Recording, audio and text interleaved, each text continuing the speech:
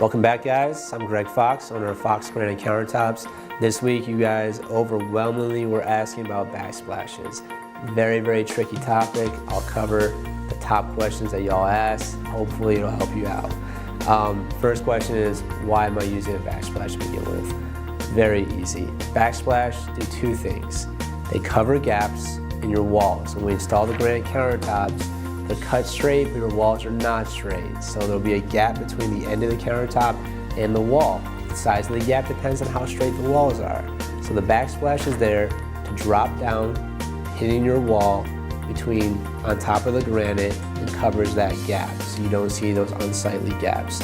The second main objective of the backsplash is to protect against water. We don't want water getting to the wall, we don't want mold, especially behind the sink. So we put a backsplash there to block water. And also it's visual, it's aesthetic, it's beautiful. That's the third objective. That is the main reason why you have backsplashes. Now, another question you'll ask about backsplashes were, how can a backsplash add value to my home? I'm of the opinion that a backsplash gives your kitchen that finished product. When you do a granite countertop with just a 4-inch backsplash, which I like too, there's nothing wrong with it, you'll have 4 inches, then you have about 12 inches above it of sheetrock, your painted wall. And then you have the bottom of the cabinet, the upper cabinets. To me, that's not a complete finished look. And even though it looks good, I do like tile backsplashes because the tile will come from the top of the granite to the bottom of the cabinet to have a complete look with no painted wall. So it's one complete thing covering that area. So now it's this tailored, finished product, complete look, which to me truly helps transform your kitchen and takes it to another level, because at the end of the day, when you spend money, you want your kitchen to look different.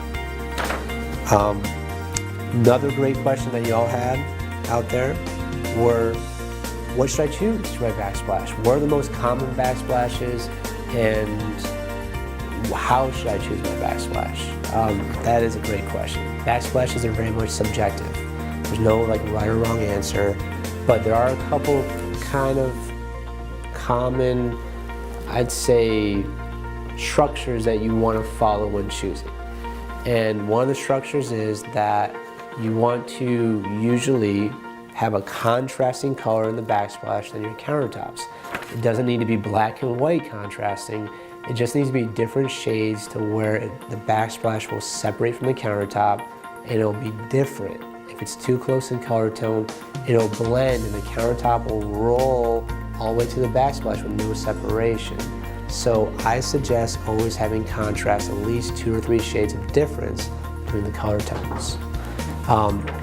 Between choosing backsplashes, the line in the sand is usually between natural stone, which we call travertine, and porcelain tile or glass. Porcelain tile and glass are easy to maintain. It's almost impossible to stain them. The only thing you have to worry about is the grout. So they're really, really good maintenance. Natural stone travertine is very porous, very soft, and sucks in whatever it touches. That's something that people love. It's definitely worth doing, but you have to seal it every 6 months to a year. Now, we already went over the sealer process about granite. Pretty much the same process with backsplashes. Spray it on, wipe it off. It's very easy, so don't be afraid of it. But I do want you to know the truth ahead of time so you can make the best decision for you guys. If you don't want maintenance, stay away from natural stone.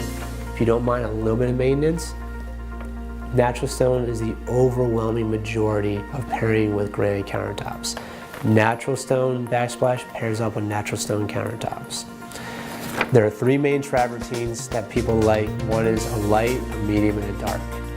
Again, talking about contrasting, if you go with a lighter countertop, you might want to go with a medium granite. If you go with a darker countertop, you might go with a lighter granite. That's up to you, and I definitely help assist my customers in choosing their backsplashes.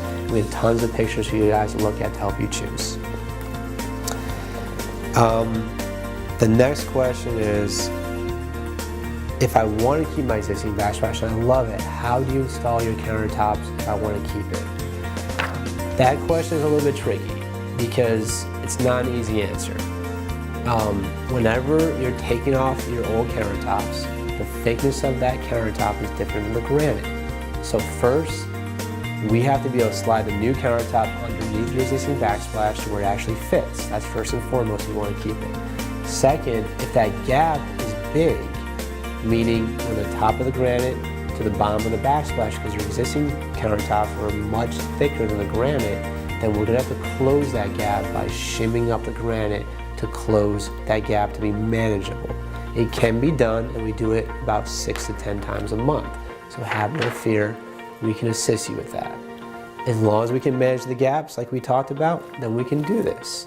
And the next thing you want to consider when deciding this is, will the granite match up with it very nicely?